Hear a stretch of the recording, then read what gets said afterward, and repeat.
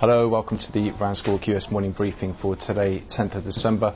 European bourses today moving higher, being primarily led by the financials.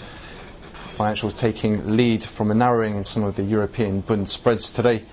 Also, the Irish and Greek equity markets bouncing back today, snapping a losing streak.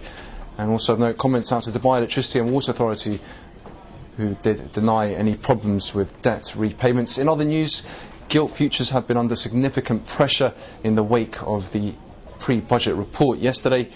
Analysts interpreted the report as proposals were very much geared towards boosting popularity rather than tackling the fiscal problems in the UK. Weakness in gilt spilled over into T-notes, but following the earlier downward move, prices have stabilised and have been range-bound. Elsewhere, WTI crude has recovered some of yesterday's losses, with some speculating the move lower yesterday was somewhat overdone. The uptick in prices has also been aided by a weaker dollar today.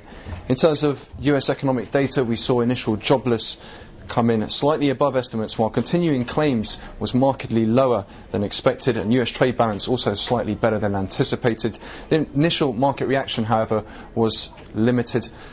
On the US equity front today, we've seen Costco report a slightly better top line for the first quarter, though missed on revenues.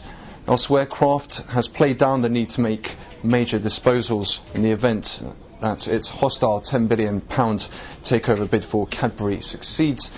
For GE, the company has announced it has received a $1.4 billion contract from independent power producer Caithness Energy to supply wind turbines. Bank of America is unlikely to name a new CEO until next week.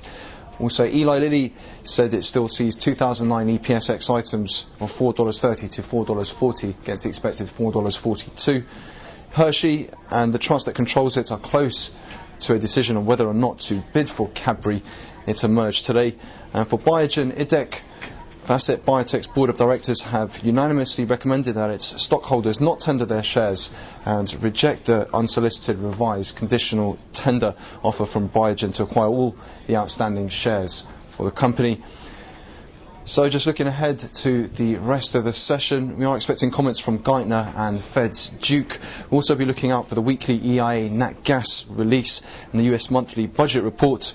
Also, we'll be eyeing the results of that $13 billion 30-year note auction later on.